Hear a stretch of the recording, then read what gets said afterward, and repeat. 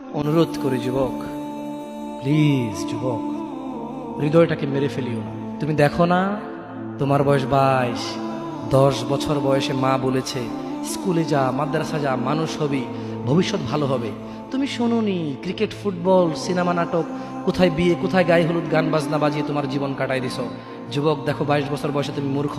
তোমার পাশের বন্ধু পাইলট স্কুলে পড়ে, হ্যাঁ 10টা টিউশনি পড়ায়, 30,000 টাকাও কামায়। হ্যাঁ, তুমি যাকে বিয়ের প্রস্তাব দিচ্ছ কেউ রাজি নাই, ওর জন্য 5টা ঘর আসে, ওর মা বলছে এখনো ছোট, আরো পড়াশোনা করুক, আর তুমি বিয়ের জন্য হন্য হয়ে খুঁজতেছ। কোনো রিক্সাওয়ালা তোমাকে মেয়ে দিতে রাজি? তুমি দেখো 10 বছর 15 বছর বয়সে যদি মায়ের ওই কথা মেনে নিতা, তাহলে তুমি আজকে উপকৃত থাকতা। আমি জামশেদ মজুমদার 27 বছর বয়সে এসে তোমাকে বলছি তুমি গান বাজনা ছেড়ে দাও। ইনশাআল্লাহ 60 বছর পরে মারা গেলে, 30 বছর পরে মারা গেলে, 70 বছর পরে মারা গেলে ওই উপকৃত হবা। আর তা না হলে এই গান বাজনার সাথে তুমি তোমাকে ধ্বংস করে দিচ্ছ। যেদিন নিঃশ্বাস বন্ধ হয়ে যাবে সেদিন হলেও বুঝবা, বুঝতে তোমাকে হবেই। জমিনের উপরে বোঝো অথবা জমিনের নিচে বোঝো, বুঝতে তুমি হবে।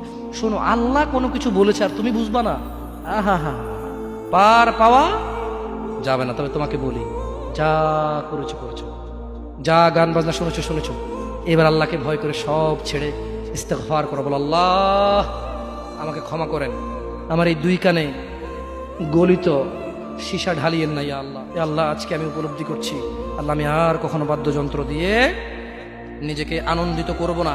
এই হারাম যা আপনার এত আপনাকে রাগান্বিত করে, আমি আর কোনোদিন এই হারাম দিয়ে নিজেকে আনন্দিত করব না।